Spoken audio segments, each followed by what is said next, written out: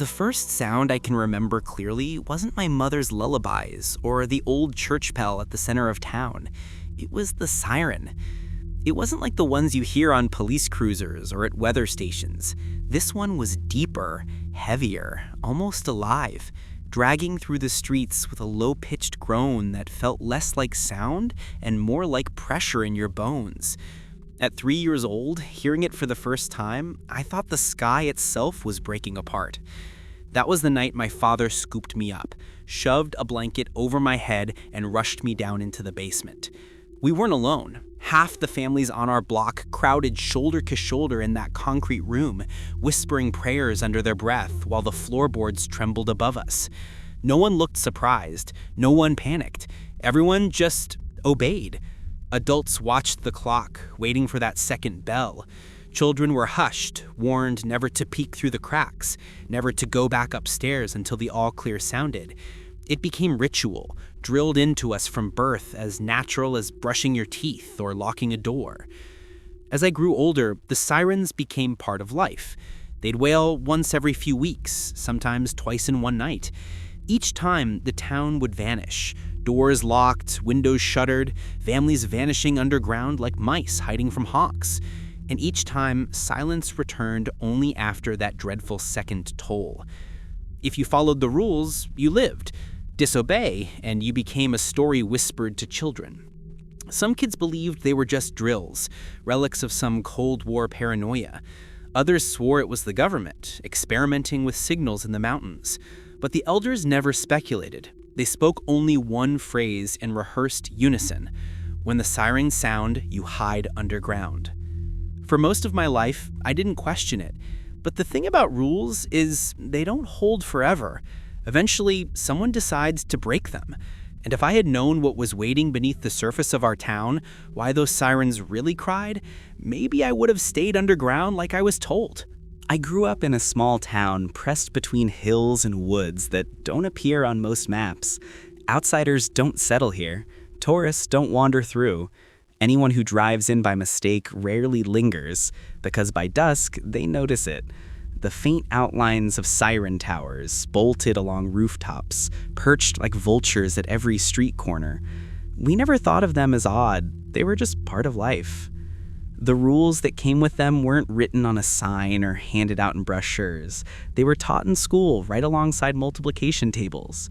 My kindergarten teacher leaned down, soft smile, reciting them to us as easily as the alphabet. Rule 1. When the sirens sound, you go underground. Rule 2. Stay until the second bell ends. Rule 3. Do not look through windows. Do not peek above ground. Rule 4. If you hear knocking while below, ignore it. Rule 5. Do not leave until silence has lasted 10 full minutes, not less. We repeated them daily, like a pledge. Every child could say them word for word by the time they turned 6, drilled as part of bedtime rituals and household prayers. Parents taped them behind closet doors, preachers wove them into sermons. At some point, they stopped feeling like rules. They were just truth. No one explained their origin. I used to assume they were fallout protocols from long ago wars, maybe relics of nuclear fear. But for a town as remote as ours, nukes never made sense. The towers weren't even metal, not exactly. Their surfaces looked like poured stone, streaked veins glowing faintly when light struck at the right angle. Maintenance workers came once a year, strangers who never stayed overnight, coats buttoned too tight, faces unreadable. They never smiled. They never answered questions. They only tested the bell with cords I never recognized and left before dark. What unsettled me even then was how normal everyone acted about it. The grocer would hurry out of his shop, drag the steel hatch over his basement, and continue counting money without so much as a glance skyward. The postmaster would shuffle kids into cellars with the same disinterested expression he wore while sorting mail. No panic, no alarms, just routine. And when those horns opened their throats and split the town air with a roar, everyone moved like clock gears, dropping what they held, locking doors, vanishing underground. The only emotion permitted was obedience. My father once explained it bluntly. hands red with callus after chopping wood. Son, the siren isn't a warning, it's an order, and orders are obeyed. Maybe we should have asked more questions. Maybe we should have demanded to know what lived under those sounds. But after generations, obedience becomes worship. We didn't ask why the sirens called. We asked only if the latch on the cellar door worked and whether our water jugs were filled. That was life. And for the longest time, it kept us safe. But safety has conditions. Every promise of protection has a price. And when rules are that old, they begin to crumble. Because lately, the sirens hadn't been sounding the way they used to. They were louder. Sometimes they wailed at dusk, other times deep into dawn. Once, they bled together for nearly an hour. And in the silence between, you could almost hear something else buried under the tone. Something groaning in the bones of the hills. And for the first time in memory, the rules alone didn't feel like enough. Every kid tests boundaries. Some sneak cookies before dinner. Some stay up with flashlights under the covers. In my town, some dared to inch too close to a window during the sirens. I was 8 the night I nearly broke myself against Rule 3. The siren woke me from sleep, a deep-bellied groan that rattled glass in the picture frames. Mom shoved my younger sister into her arms, Dad pulled us toward the cellar, and for the 100th time we descended into the dark like prisoners on parade. The neighbors were already waiting. Basements were shared. Hatches between houses kept us linked in long chains so every block could huddle together. It should have comforted me, a crowd of whispering voices and the push of warm bodies. But that night, something different pressed in on my skull. Curiosity.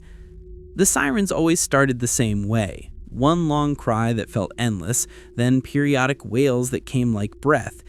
But that time, the sound outside wasn't steady. It trembled, rising and falling in strange patterns. Less mechanical, more like communication. Like something alive was breathing into hollow horns. I whispered to Dad, asking what it meant. He squeezed my shoulder, eyes fixed on the dirt. "Keep your head down." But his face said fear. And when a parent shows fear, a child learns to seek the reason. I crept away from the group, ducking near the basement steps. Just a little peek, I thought. I just wanted a glimpse. Something outside the stories and half-truths. When I reached the bottom of the staircase, I tilted my head upward toward the sliver of cellar window set high above the ground. Snowflakes whipped past, glowing faintly in the sickly moonlight. That was all for a moment. Then the shadow shifted. Something walked down the street. It looked like a man at first, tall, broad-shouldered, head dipping with each step. But as it reached the porch across from ours, I realized it didn't bend correctly. Its knees buckled the wrong way, joints cracking like wood under strain. Arms couldn't decide how long they were, stretching and shortening as it moved beneath the streetlight. The light itself dimmed against its body like it absorbed glow rather than reflected it. That's when I saw its head turn. The sirens wailed louder, vibrating against my ribs, as if warning me personally. The thing's face, if you could call it that, was pale and featureless, skin taut and smooth like clay not yet molded. Yet the moment my eyes fell on it, a mouth split open across the blankness, enormous and jagged, grinning directly toward my hiding place. It hadn't looked anywhere else. It looked straight at me. My heartbeat went feral. My breath clawed my throat. I stumbled backward, boot heel cracking against concrete. Dad's hand snapped around my collar before I could tumble fully into view. He yanked me away so hard I thought my shoulder dislocated. "You don't look," he hissed, his voice lower and fiercer than any sermon, any rule, any warning I'd ever heard. His eyes weren't angry. They were pleading. The cellar rattled as heavy steps passed above us. The siren screamed so loud the ground seemed to throb. For 10 minutes we crouched silent in the shadows, waiting. When the second bell finally sounded, faint as a church bell underwater, everyone exhaled at once. Kids cried, mothers hushed, fathers drank from flasks they'd hidden in their coats. But my father never let go of my collar until dawn. That was my first glimpse. I never spoke of it again, not to him, not to my friends, but it carved a truth into my bones sharper than the rules ever could. Something walked with the Sirens. Something that already knew my name. By the time I turned 17, the Sirens had become less nightmare and more nuisance. It wasn't that I stopped believing entirely. I couldn't erase the memory of that pale, grinning knot face staring directly at me through frosted glass. But memory fades in the arrogance of youth. Curiosity and boredom are stronger than fear to a teenager who thinks they've got the world figured out. In school, my classmates groaned anytime the wail began mid-lesson. We'd gather in the cellar beneath the gymnasium, hushed under dim bulbs, pretending to study but trading notes and jokes in whispers. Some dared each other to climb the stairwell or knock on the locked doors. Teachers scolded but rarely panicked. Adults knew how to make obedience look easy, and we all mistook that for weakness. When the Sirens stretched past 30 minutes once, my buddy Aaron rolled his eyes. "Probably just some government test," he muttered. "Half these old folks just like playing scared." I laughed nervously, though a part of me clung hard to the rules, whispering them under my breath even when I didn't realize it. The older generation never doubted. My grandmother, knuckles gold with arthritis, smacked my hand once for even suggesting the Sirens might be outdated Cold War alarms. "Don't speak like that," she snapped, eyes glass hard. "They don't forgive jokes. They, not it. They." Still, as I aged, the routines felt more absurd. Friends would talk about moving away, about applying for jobs in Anchorage or Juneau, towns that didn't bolt siren towers into every roof like gargoyles. But the moment anyone made plans, the sirens would sound again, long and low. Inevitably, that person would stay just a little longer. No one left for good. I asked my mother once why she'd never moved. She was stirring stew, ladle shaking against the pot. For a moment she didn't answer, and steam curled past her face like smoke from a sacrifice fire. "Safety," she said finally. "You don't leave safety." But the way she said it, weak and brittle as cut glass, I heard the truth. Safety wasn't freedom. It was imprisonment with a softer name. I worked part-time at the gas station around then. Nights were the worst. Fluorescent bulbs humming overhead as I stocked shelves. When the sirens sounded after midnight, the whole building shook. Shivering families shoved in through the side door, crowding into the reinforced bunker beneath the store. I joined them each time, yet each time I sat underground in stale air, part of me itched to do what Aaron had once dared. Climb the steps, throw open the door, and prove it was all a ridiculous superstition. Because if it wasn't, if the figures outside were real, shouldn't the government or the outside world know? Shouldn't the news report it? Shouldn't armies sweep us away from whatever invisible war stalked our streets? Doubt is a dangerous thing in our town, but it grows like mold in basements where fear breeds secrecy. By my early 20s, I had half convinced myself the figures were tricks. Snow on the glass, child's imagination, fever dream amplified by stories. But the thing about denial is, it doesn't stop the sirens. They still howled whenever they wanted, louder, deeper, vibrating the marrow. And whether I believed or not, the town still ducked underground like sinners in prayer. Part of me wanted desperately to keep obeying. Another part, louder with each year, wanted to know why. And the older I got, the more I was sure. One day, I'd break the rules. And on that day, I'd learn the truth, whether I wanted it or not. The sirens had always been a rhythm of life. A grim schedule everyone folded into their calendars. They came once a month, maybe twice in winter when storms rolled in thick. Long enough a gap that folks caught their breath between. Long enough that you could almost forget they existed until they roared again. Then the pattern broke. It was spring when we noticed. The first thaw dripped water from our roofs, and the ground softened just enough that mud tracked in thick across the porches. That's when the sirens began sounding off more frequently. Too frequently. Not once a month, once a week. then every few nights. Finally, several times a day in jolting repetition, at hours that never followed past logic. They shrieked at dawn while farmers watered fields, rattling teeth in their heads. They bellowed at dinner, interrupting meals, forcing whole families down into cellars with spoons still dripping stew. They screamed in the middle of school lessons, which meant dragging entire classrooms into basements 3 times before lunch. At first, town officials called it a technical issue, an electrical fault in the towers, they said. They promised the state was sending experts to repair circuits. But the experts never arrived, and the sirens kept howling with no rhyme or reason. We all knew better than to brush it off as just equipment. The horns weren't wired like ordinary machines. Most of us had run our fingers across their strange surfaces at least once in childhood. Cold stone that carried vibration deep rather than outward, thrumming clear through bone. And no one in town knew who had built them. They'd always been there. The towers belonged to the town the way the hills did, ancient, permanent, not ours to change. The noise infected the town's pulse.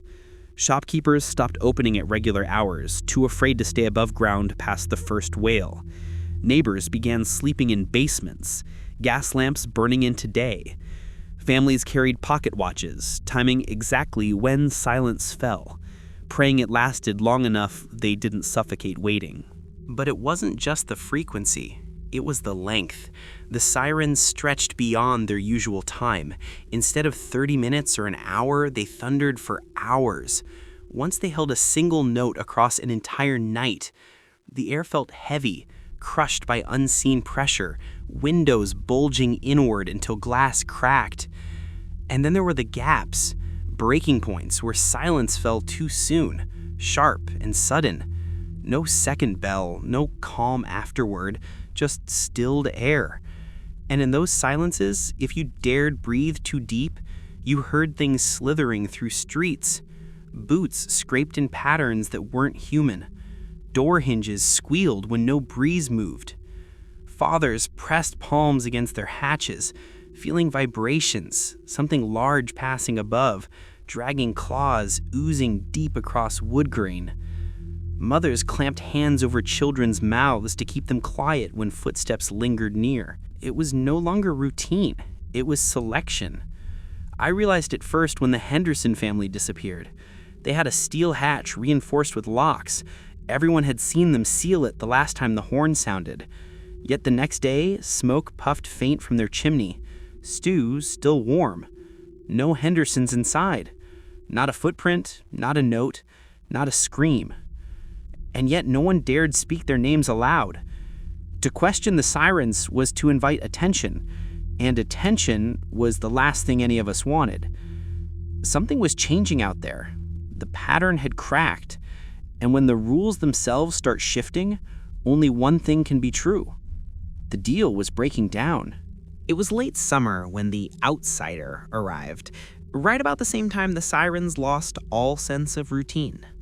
His name was Martin, though everyone in town quickly shortened it to the stranger. In a place like ours, strangers don't last long. He came from Portland, he said, chasing a job working the power lines that threaded in from the south. Mid-30s, sharp beard, bright blue truck dusted with road salt. He carried himself with the easy arrogance of a man who thought he'd seen snowstorms and small-town quirks before. Every town's got a superstition, he said in the gas station parking lot, drinking coffee out of a styrofoam cup. Yours just happens to be louder. People smiled politely, but no one replied. Around here, silence is its own language, and silence is safer than argument. But Martin loved to talk. I ran into him again at the diner a few days later. He pulled up a stool beside me at the counter, leaned on his elbows, and said, "So let me get this straight. Every time the ice cream truck from hell plays its tune, you all scatter into your basements like scared rabbits? No one asks why? No one checks?" "It's not a game," I muttered. His grin widened, smug. "Oh, I know. It's tradition. Everyone's got to have their rituals. My grandma in Salem used to toss salt over her shoulder. And you folks, You hide in holes." His voice was loud enough for the waitress to hear. She froze in place, halfway to pouring a refill, knuckles whitening on the coffee pot. When she set it down and vanished into the kitchen without a word, Martin laughed. "See, they're all in on it, scared stiff. This town's been brainwashed." I wanted to argue. I wanted to tell him what I'd seen as a kid, the way that faceless thing had bent the streetlight wrong, but my throat tightened. No one speaks of what they've seen. It's dangerous to name them. A week later, fate answered for me. The sirens wailed long and low at dusk. The streets emptied instantly, hatches slamming, locks bolting. I crouched in my cellar stairwell with the others, counting breaths, when Martin's truck thundered past outside. He had refused. Neighbors whispered that he yelled something about standing his ground as the horn first sounded, daring the whole town with brazen confidence. I didn't see what happened to him, but I heard. Through the wood beams and the wail of the sirens, a second sound bled through. Crunching metal, screaming tires, the groan of something splitting apart. Then came silence, brief and taut. And beneath that silence, a sound like meat being dragged across gravel. The second bell sounded an hour later. When dawn came, his blue truck remained angled near the frozen bend just outside of town. Doors wide open, headlights shattered, engine smoking faintly. The cab was empty. No Martin. No tracks. Just drag marks disappearing into the woods, too wide to be human. I never saw him again. Neither did anyone else. At the diner the next week, nobody mentioned his name. The waitress just poured coffee quietly, face a blank mask. And yet, as I sipped from my chipped mug, I swore I heard the faintest sound leak from the radio bolted in the corner. A looping echo, distorted but clear enough to crawl my spine. Louder than you think, louder than you think, louder than you think. Martin's voice, trapped in endless repeat. The outsider had mocked our fear. Now his arrogance belonged to the sirens. Watching Martin vanish should have cemented the rules in my bones. Instead, it did the opposite. Because his arrogance got him taken, yes, but the way the town reacted unsettled me more. Their silence wasn't grief. It wasn't shock. It was acceptance. The next morning, people swept porches, refilled shelves, went about their lives without so much as a mutter. Martin had mocked the rules and disappeared, and nobody dared to even say it out loud. It was like he'd never existed. That terrified me more than the faceless things outside. If the sirens were tests, then fear itself was becoming the leash around our necks, and I was tired of being led. For weeks, I wrestled with it. Nights I couldn't sleep, I'd pace my bedroom like a caged animal, staring at my cellar hatch. The words of the rules might as well have been carved into the wood. Stay underground. Do not look. Wait for silence. But what happens if no one ever disobeys? Then we never learn. Then we're not living, we're hiding. One evening I asked Dad, casually, if maybe the sirens didn't matter as much as people thought. He froze mid-bite of stew. His spoon dipped red gravy back into the bowl, and he didn't move until it had sunk beneath the broth.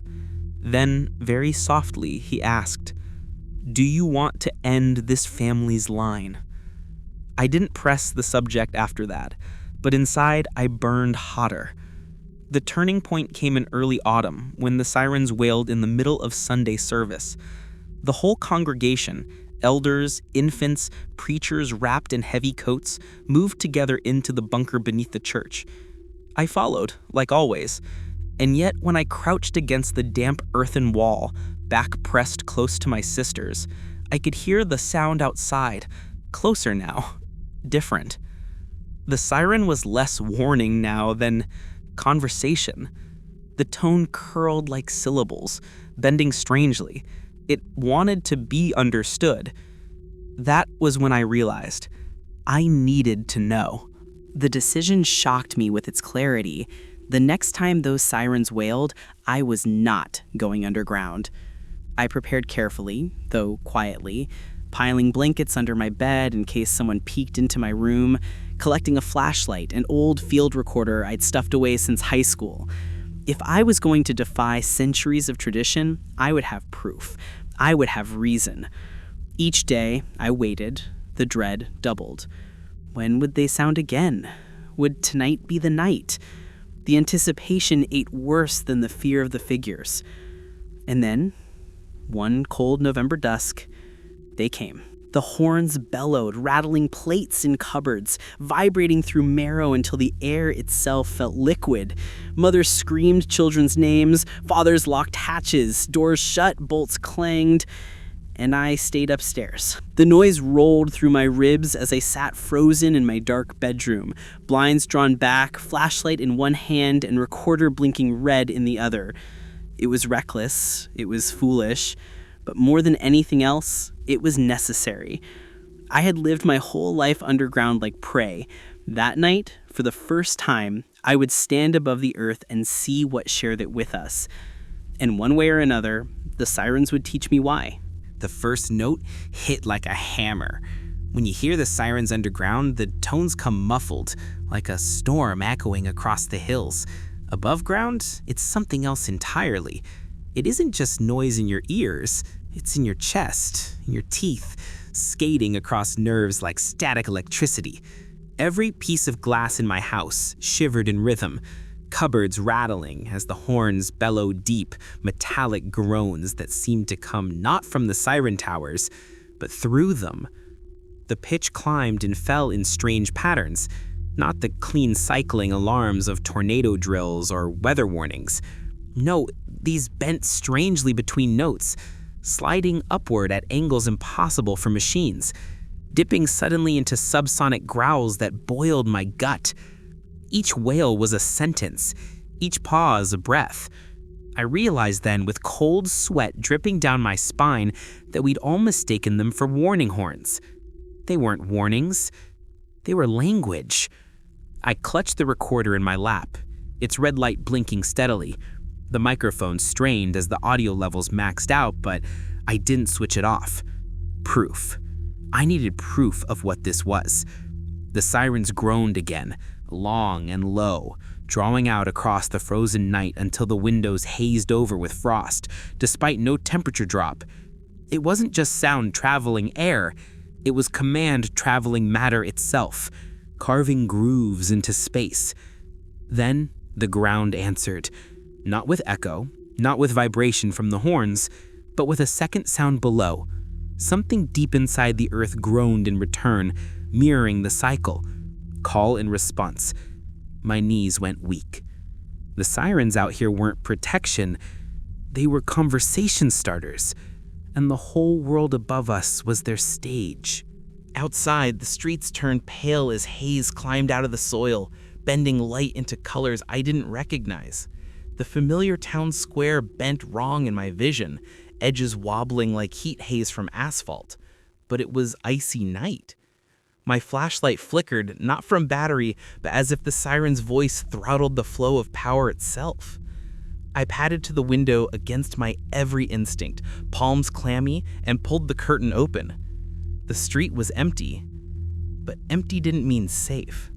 The sirens curled in the distance, warbling in layered chords, and the shadows of the telephone poles seemed too many. They bent against the direction of the moon. Glass popped in the next house over, loud enough I ducked, covering my head. A second later, the silence of that break was swallowed by another siren note, drawn sharper than before. My throat went dry, my heart pounded heavy. They weren't warnings, they were commands, and whatever they summoned was already arriving. I froze, holding my breath as the sound crested again, the longest note yet, a tone that sank so low my bones trembled inside my skin. My head felt like it might implode. For a moment, it wasn't even sound to me anymore, it was pressure. The whole town bowed invisibly, streets rippling faint under the unseen weight. Then came the silence between. Not a pause, not an accident, but a listening silence. The kind where even the air seems to wait for an answer, Underground, families would be holding hands by now, whispering prayers into damp earth. Me? I was staring through glass, watching shadows stretch too tall. And in that muted second, I realized I wasn't brave, I wasn't clever. I was bait. The silence didn't last long, but it was long enough for the whole town to breathe with me. You could smell damp earth under the still air, the copper sting of metal like a blade pressed under your tongue.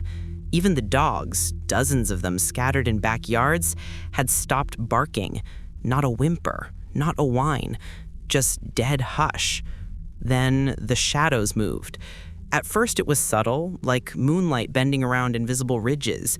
My eyes burned from forcing focus, but then they stepped clean into the street, figures tall and unforgiving, bending at alien angles, shoulders dropping into arms too long, too fluid. Some leaned on the roofs of houses as though the structures were nothing but scaffolding, toys to drape themselves against. They didn't trudge, they didn't rush, they just glided. Beneath each one, lines of frost traced veins across the asphalt, spreading out from their steps in cracked, luminous webs. The sirens wailed again, sharper now, echoing through bone and wood and glass. And the things answered with silence, their empty faces lifting toward the towers like obedient soldiers. I couldn't breathe. Their heads weren't heads, blank slabs of pale skin stretched tight, mouths forming only when the siren blared, thin gashes spreading wide across where faces should have been. Each opening revealed not teeth, but crimson light glowing faint like coals inside. Every time the mouth voids opened, the sirens shifted pitch, as if they were syncing together, call and response in grotesque rhythm. The air shimmered as though the world itself disliked their presence. Houses groaned, roof beams bent under weight no human eye could truly follow. A few doors rattled quietly. Not all families sealed properly every time, and the things knew. They bent sideways toward those doors, motion boneless but precise. One figure pressed its clawed limb down along a front porch railing. Long cracks split in the concrete, glowing like veins through stone. From my window, I watched in paralysis as something bruised the Henderson door inward. The boards whined, almost crying. Beneath the siren's roar, I swore I heard the muffled sound of hands pounding from the inside. The family was begging for it to hold. The tall thing leaned. Its gash mouth cracked wider, and suddenly the second-floor shutters blasted open, snapping into the street like paper thrown from a child's hand. Windows spilled glass as if the entire frame exhaled. The sirens crescendoed, curling higher than ever before, horns moaning in strange multi-tones, and the Hendersons' pounding stopped. Silence. The window frames sagged with frost webbing over the edges, sealing the house back into stillness. My stomach turned to stone. My mouth ran dry. The creatures drifted backward, movements perfectly in sync, like choreography they'd rehearsed every season for centuries. Step, pause, glance skyward, await the horns. The rhythm burned through me as clearly as a drumbeat. Then one of them shifted. Its head jerked toward me. I dropped below the window, gasping, gripping the recorder so hard it squealed plastic. My ears pounded with the siren's note, the longest yet. It lasted minutes, stretching so hard my skull felt like it would split apart. When it finally broke, another silence thundered back into town. Listening silence. And that darkness pressed against my walls like hands crawling around the house, fingers searching, testing. You don't survive by breathing in silences like that. You survive by pretending you don't exist. But for the first time, I wondered if obeying the rules only meant living long enough to watch everyone else be silenced in turn. The second silence didn't last long. They never do. When the horns bellowed again, lower and more guttural, I saw the others moving into position. What had just happened to the Hendersons wasn't an accident. It was a process. Every household in town was weighed, tested, measured against obedience, and collected if they fell short. I crouched at my window's edge, recorder still blinking red in my sleeve, as the tall figures drifted down the street like living shadows. They slowed only when they reached a house where the cellar hatch hadn't sealed just right. You could always tell, wood bending under pressure, locks straining to hold. That night, it was the Radleys. Old man Radley had arthritis so bad he could barely pull the hatch shut on his own. His son did his best, but sometimes the bolts didn't catch clean. We all whispered about it underground, how thin his door was. Some said we should help him rebuild. Nobody ever did. The sirens wailed, long and hungry, as a faceless thing bent over the Radleys' roof, its limbs hooked over both sides. The boards of their porch warped and sank until I thought the whole house might collapse. Then came the pounding, not from inside this time, from the outside. Those long claws drummed on the cellar door, rattling it, summoning it like a dinner bell. And against all warnings, against every letter of the rules, the hatch lifted. For a second, I saw young Caleb Radley's face by lantern light. His eyes were wide, not stupid, not careless, just desperate. He thought maybe if he pleaded, if he begged to whatever was knocking, it might stop. The siren's pitch shifted mid-note, screeching joy.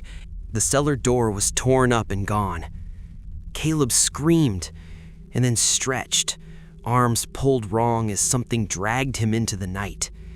His mother's wails joined his, cut jagged before they even reached a second syllable. The horns rose again, victorious. I slammed my forehead against the wall, bile burning my throat. Everyone knew the rules.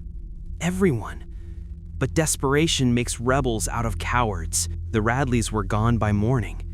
No furniture, no coats on hooks, no keepsakes nailed to the walls. Clean, like they'd never lived in town at all. That was when it hit me. The town wasn't just surviving by hiding underground.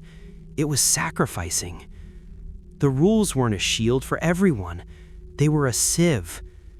Someone always failed, and that failure bought the rest of us another day. Nobody said this out loud, but you could see it in how neighbors tucked their lips tight when passing the Henderson lot, now crusted fully over in rime.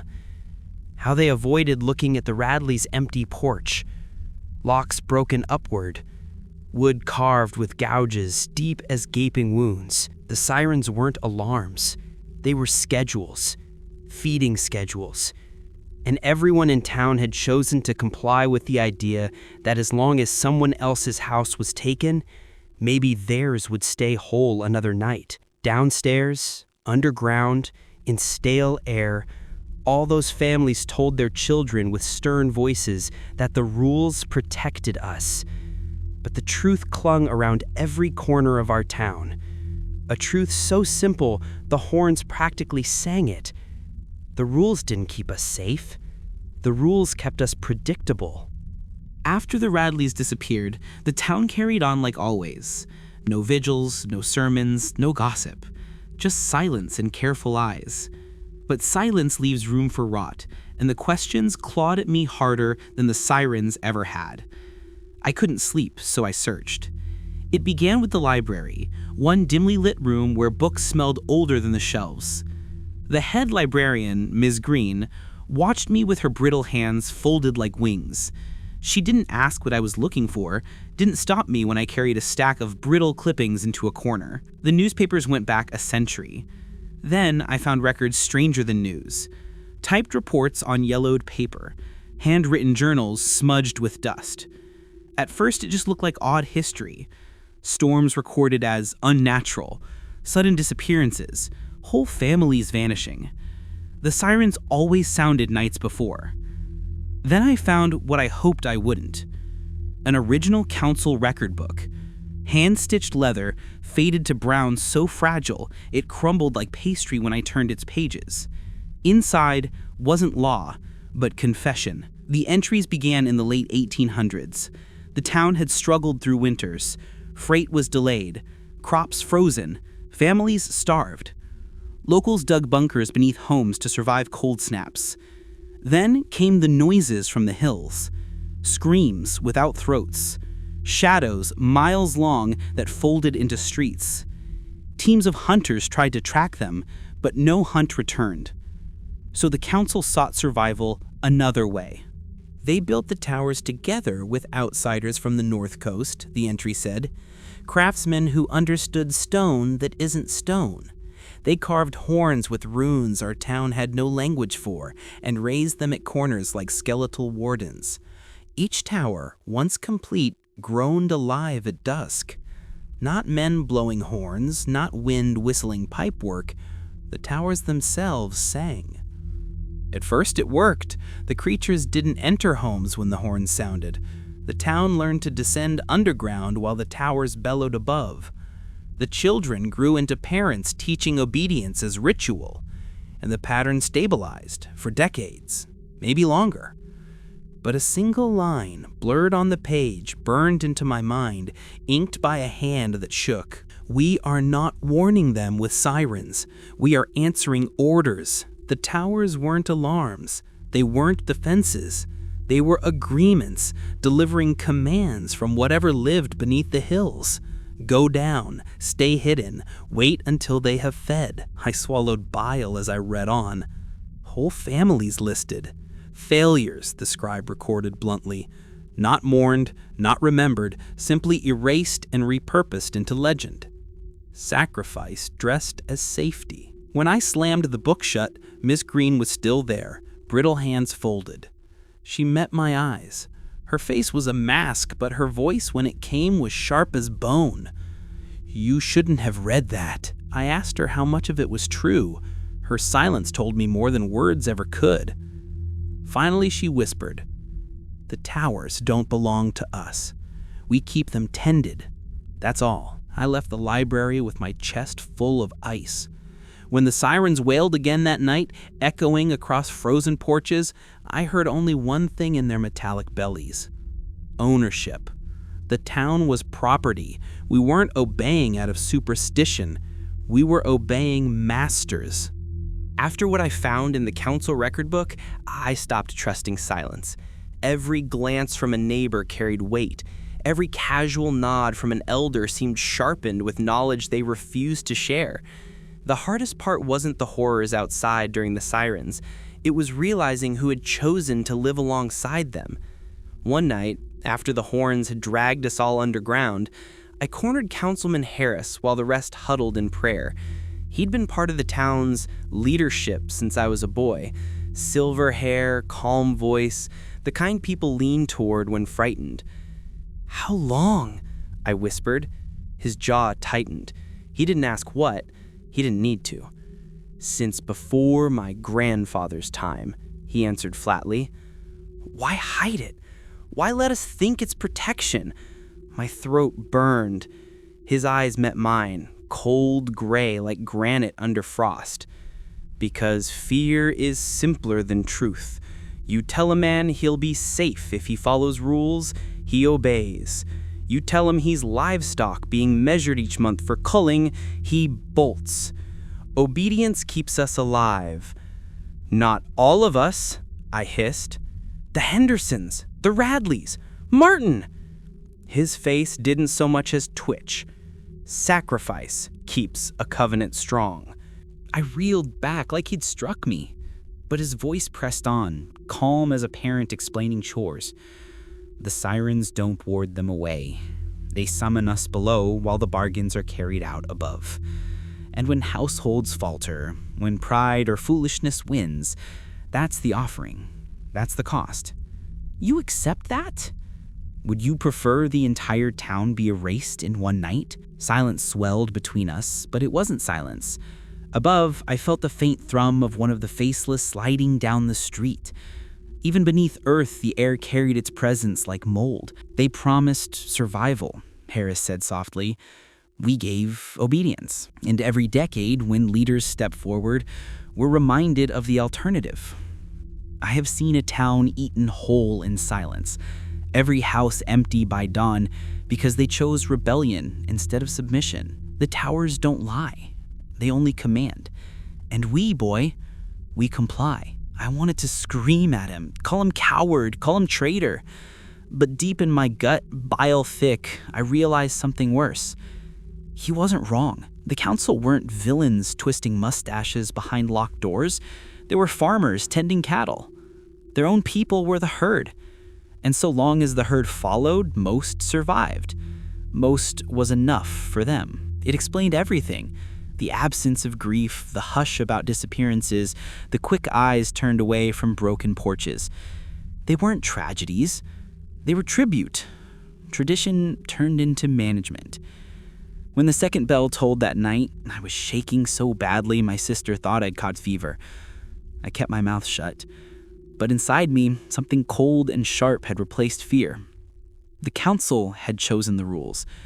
The council had chosen the silence. The sirens weren't the true betrayal. The betrayal sat cross-legged beside us for generations, whispering prayers to towers while quietly counting the days until the next family was erased. And now that I knew, I realized the greatest danger in town wasn't being taken. It was daring to break the silence. Because silence, too, was survival. And breaking it made me worse than a victim. It made me a target. The next siren came 3 nights later. I had no plan, no courage worth speaking of, only a sickness in my chest that refused to quiet. I couldn't crawl under dirt again and pretend the rules worked. Not after the Hendersons, not after the Radleys, not after hearing the councilman admit the truth. When the horn bellowed, stretching long into the clear night air, families filed below like clockwork figures winding down to sleep. I stayed standing in the middle of the street. The look my father gave me before the hatch closed will never leave me. Not anger, not fear, just resignation.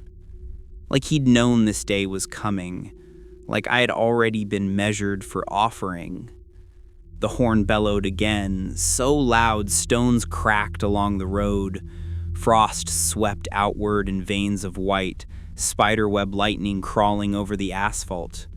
The towers pulsed with faint blue glow, guttural notes vibrated my spine. Then they came. Tall silhouettes sliding into place at the end of the street, dozens of them, their faceless heads turned toward me. With each siren blast, their mouths opened into light slits, and the pitch bent higher, adjusting, tuning, like they were calibrating to me. The council emerged too. Not outside, no.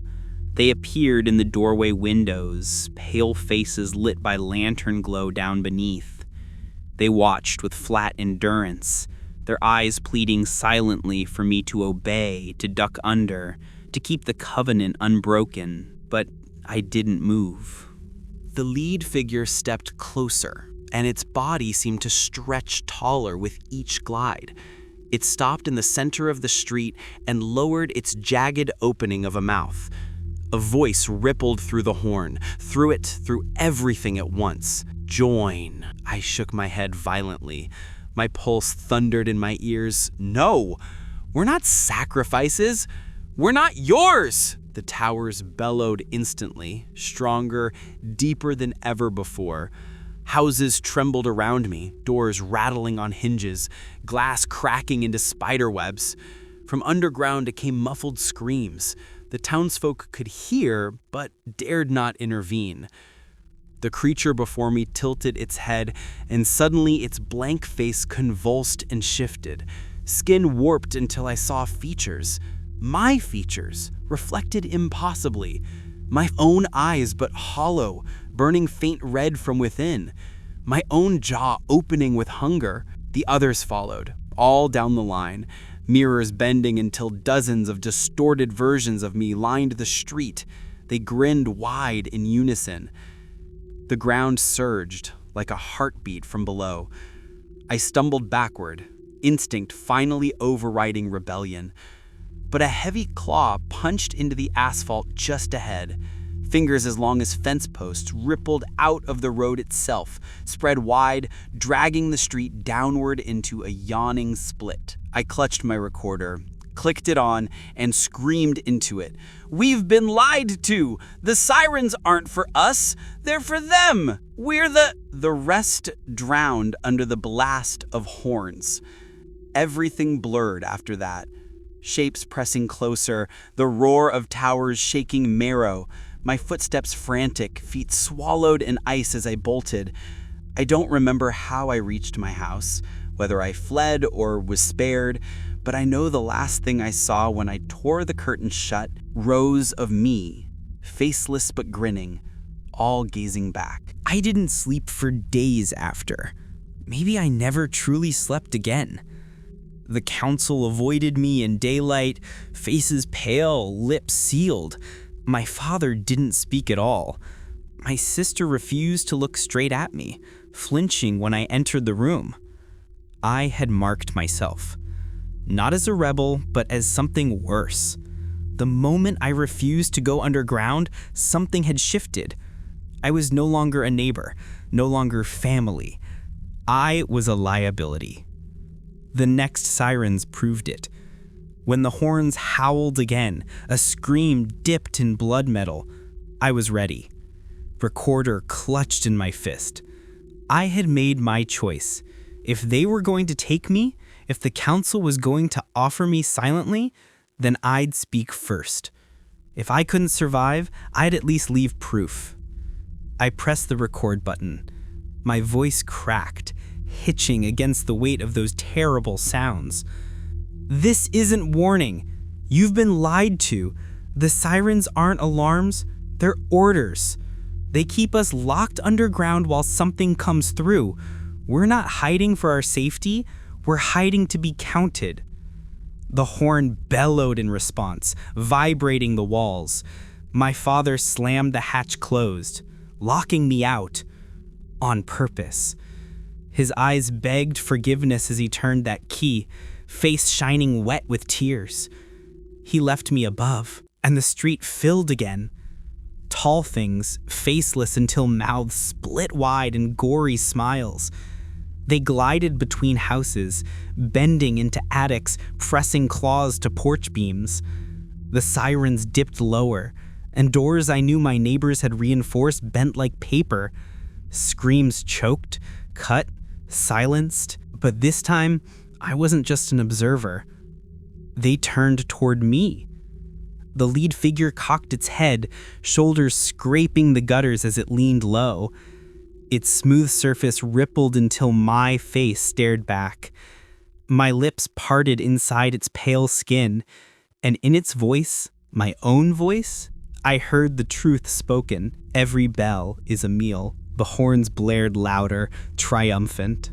I wanted to run, to scream, to still pretend rules had kept some of us safe. But I understood now. The horns weren't protection. They organized obedience. They divided us, sorted us like cattle before slaughter, isolating those who dared question while feeding on those who failed the rules. The second bell tolls, they always told us it meant safety. But as I heard it thrumming deeper than the earth itself, I knew what it really meant. That feeding was over, that the night's offerings were done, and that dawn would rise on a town pretending to be whole again, carrying groceries and sweeping porches, never speaking of who vanished. I held the recorder tight, forcing my voice through shattered teeth. If you hear the sirens, don't believe the rules. Don't trust tradition. Don't think you're safe underground. It doesn't matter. The sound isn't warning you. It's talking to them. And when that second bell sounds, it's not all clear. It's the sound of something licking its teeth. The creature's mirrored mouth grinned wider in front of me, lips tearing at the edges, body swelling like the road itself wanted to swallow me through its reflection. And then there was silence. Perfect. Absolute silence. But silence brings no salvation. Because in this town, safety was always a lie. The sirens aren't alarms. They're dinner bells.